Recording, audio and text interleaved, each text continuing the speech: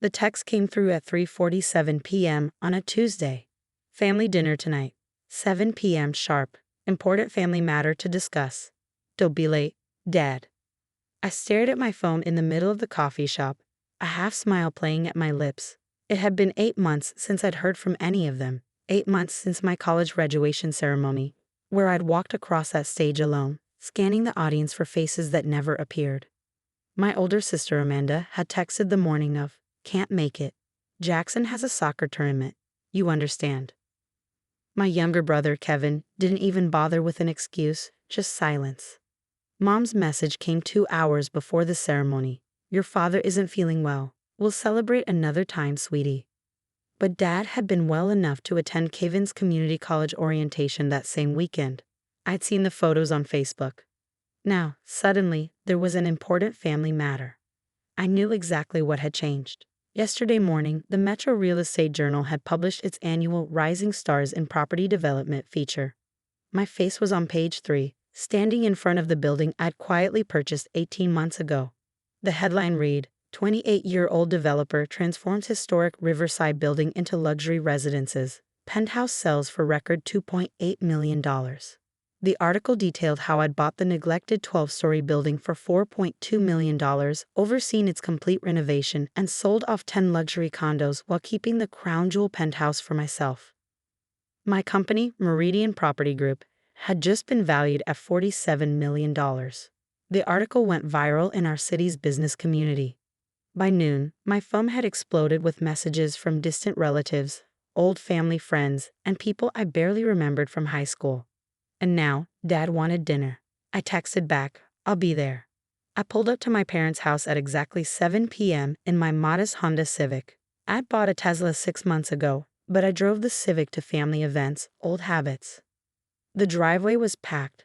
Amanda's Range Rover, Kevin's lifted truck, even Uncle Richard's Mercedes.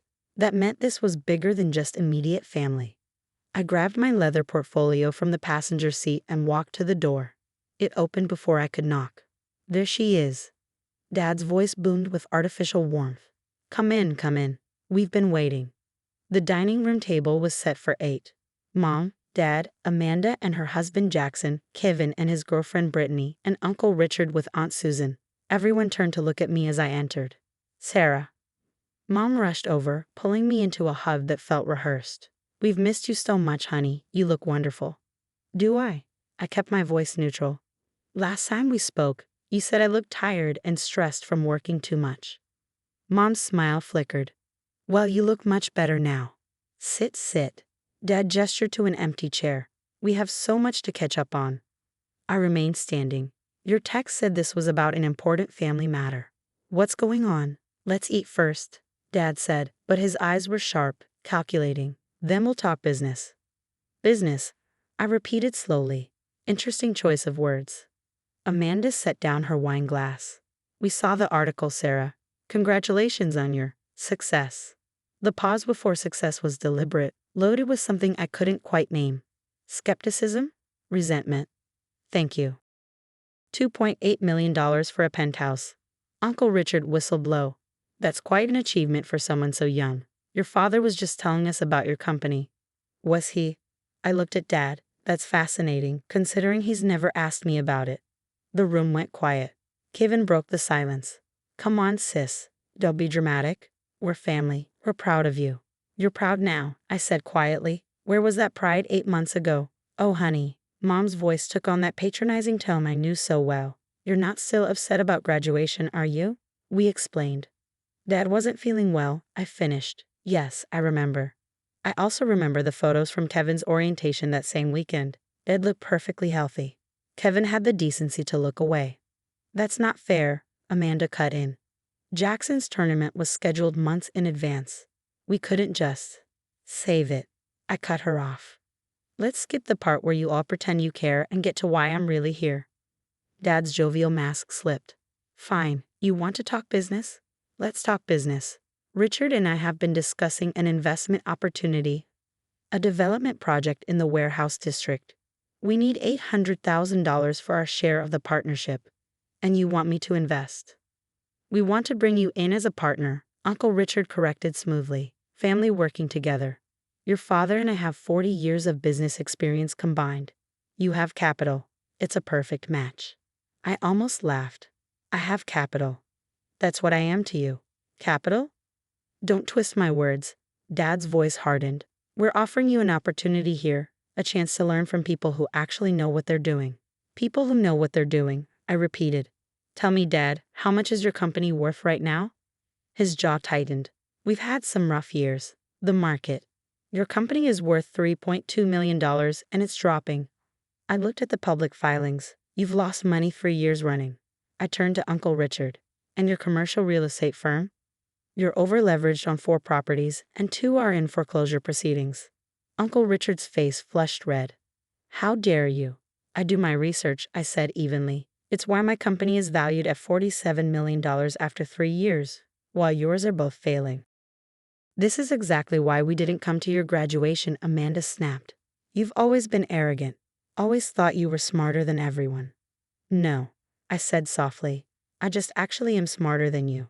There's a difference. Jackson stood up. You don't talk to my wife like that.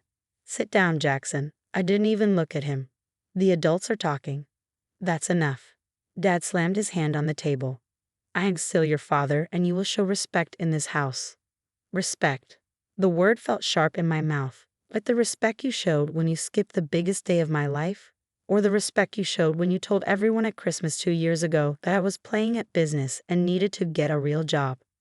Mom's voice was small. We never said that. Yes, you did. I was standing right outside the kitchen. You also said I'd be crawling back begging for help within a year. The silence that followed was deafening. Well, Kevin tried to joke. You proved us wrong, right? So why are you still mad? I looked at my baby brother, who'd always gotten everything handed to him. Because you don't get to ignore me when I'm struggling and then show up when I succeed. That's not how family works. We're here now, Mom pleaded. Isn't that what matters? No, I said, it isn't. I opened my portfolio and pulled out a folder. Let me tell you what actually matters. 2 years ago, when I started Meridian Property Group, I worked 16-hour days. I lived in a studio apartment with broken heating. I ate ramen for dinner most nights. I placed a document on the table. I called Dad once to ask for business advice. Just advice. Do you remember what you said? Dad said nothing. You said I was wasting my time. That real estate development wasn't for girls who didn't understand the industry. You told me to get a job in marketing or HR. I pulled out another paper. Mom, I invited you to see my first property acquisition, a small duplex in the Old Town District. You said you were too busy with Amanda's baby shower planning. Mom's eyes were glistening, but I wasn't done. Amanda, when I asked if you wanted to grab coffee and hear about my business, you told me you didn't have time for my little hobby. My sister was staring at her plate. And Kevin, when I offered you a paid internship at my company last summer, you laughed and said you'd rather work at Target than at my fake company. I spread the papers across the table, financial statements, property deeds, business valuations. So no, I'm not going to invest $800,000 in your failing warehouse project. I'm not going to be your bailout plan, and I'm not going to pretend that 8 months of silence didn't happen just because you saw my picture in a magazine. Sarah, Dad started. I'm not finished. My voice was steel now. I bought the Riverside building 18 months ago. The article mentioned I kept the penthouse, but it didn't mention that I own the entire building, all 12 floors, 10 luxury condos and 2 commercial spaces. I pulled out the final document, the property deed. The building is worth $18.7 million now. I have a waiting list of 50 people who want to buy in when I develop the next phase. I looked directly at Dad. I did that. Alone, without your advice, without your experience, without your respect. Uncle Richard's voice was quiet. Sarah, we made mistakes. We can admit that. But we're family. Family forgives. Family shows up, I countered. Family supports each other. Family doesn't disappear when things are hard and reappear when things are profitable. I closed my portfolio. I came here tonight because I wanted to see if any of you would apologize, if any of you would acknowledge what you did. But all I heard was a business pitch and excuses. I turned to leave. Wait, Mom's voice cracked. Please. We're sorry, we really are. We made terrible mistakes, and we want to make it right. I paused at the doorway. For a moment, I wanted to believe her. The little girl inside me, the one who'd waited for her family in that graduation audience, Wanted so badly to believe. But then Dad spoke. Your mother's right. We handled things poorly, but this attitude isn't helping anyone. If you just listen to our proposal. And there it was. Even the apology came with a but and a business proposal. Goodbye, I said quietly. As I reached for the door handle, it opened from the outside. A man in a suit stood there, looking confused. I'm sorry, I'm looking for Sarah Mitchell? I'm David Torres from Metro Property Management. Ms. Mitchell asked me to meet her here at 7:30. I smiled. I hadn't actually called David, but the universe had perfect timing. I'm Sarah Mitchell. David's face lit up. Ms. Mitchell. Perfect. I have the documents you requested about the property acquisition. He pulled out a folder. The sellers have accepted your offer on the Riverside Commercial Plaza. Congratulations, you now own the largest retail complex in the Riverside district. Behind me, I heard multiple sharp intakes of breath. The $34 million purchase. David continued, oblivious to the drama.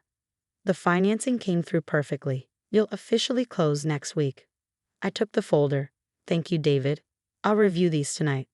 Of course. Oh, and the Tribune wants to do a follow-up feature. They're calling you the youngest major commercial developer in the state. He grinned. You're going to be famous.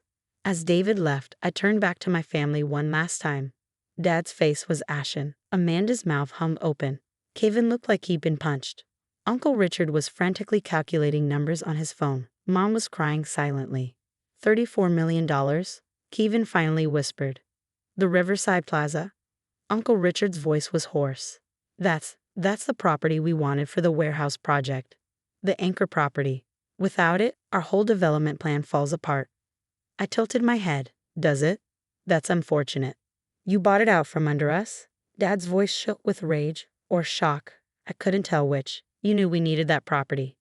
I didn't know anything, I said calmly. You never told me about your warehouse project until tonight. I've been negotiating for the plaza for 4 months. It's not my fault you were too slow. The truth was I had known about their project.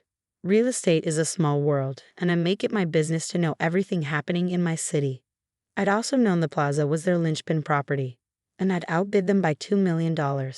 This is revenge, Amanda said flatly. You're punishing us. No, I said. I'm doing business. You taught me that family and business should be separate, remember? Dad said that to me when I asked for advice. Don't mix family and business, Sarah. It never works out.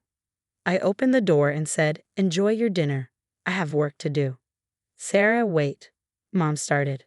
Oh, and Mom? I paused. That studio apartment I mentioned, the one with broken heating where I ate ramen? I bought the entire building last year. It's worth $6.2 million now. I fixed the heating. You should see it sometime. I walked to my car, my hands steady, my heart racing. Behind me, I heard shouting, Dad's angry voice, Amanda crying, Uncle Richard on the phone, probably calling his business partners with the bad news. As I pulled out of the driveway, my phone buzzed. Kevin, that was messed up. I deleted it. Amanda, you've changed. Money has made you cruel. Delete. Then one more message from Mom. I'm sorry we weren't there for your graduation. I'm sorry for everything. You deserve better from us. I sat in my car, staring at those words. The apology I'd wanted 8 months ago, the acknowledgement I craved, but it had come too late and for the wrong reasons. I typed back, thank you, but sorry isn't enough anymore. If you want to be part of my life, you'll have to earn it, just like I had to earn everything else. Then I drove away from my childhood home toward my $2.8 million penthouse, with floor-to-ceiling windows and city views that stretched for miles.